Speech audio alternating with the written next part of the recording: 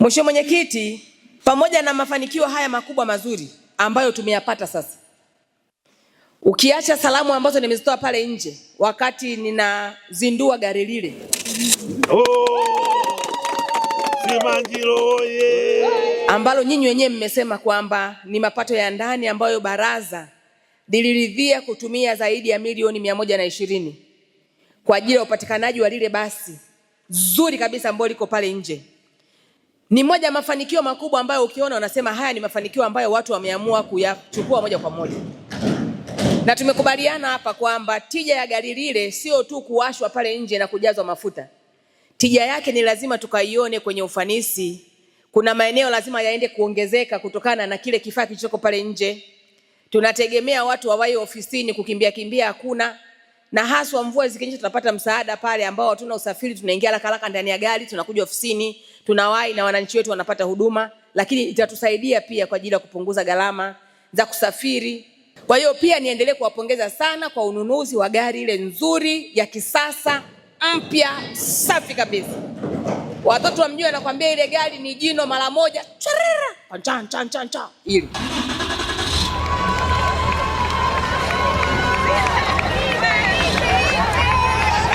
Alafu ina honi ile nani yake ni ile nini, stop engine. Yaani ukisikia ududu mwingi, ile gari pale nje imejaa ududu kibao ule pale. Mambo super kabisa. Lakini tumeongelea hapa habari ya maendeleo mengine ya ukumbi. Niliingia hapa nikasikia kidogo kama nimetaka kukata network. Niko Dar es Salaam. Haya mambo ni mazuri, naomba niwaambie nyinyi kama watumishi wenzangu, mkiona vitu vizuri hamsikii raha? Au labda mimi tu ndio huwa nasikia raha? Hamsikii raha nyinyi?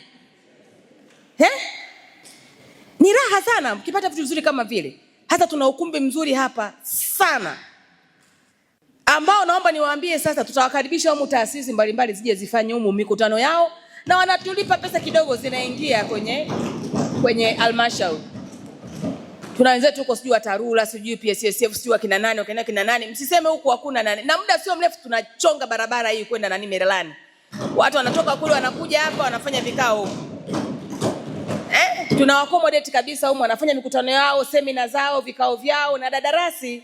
Huu pia ni ukumbi, unaweza ukawa unahamisha saa watu kutoka RS mnakuja kufanyia mkutano hapa. Panatosha na panafaa kabisa.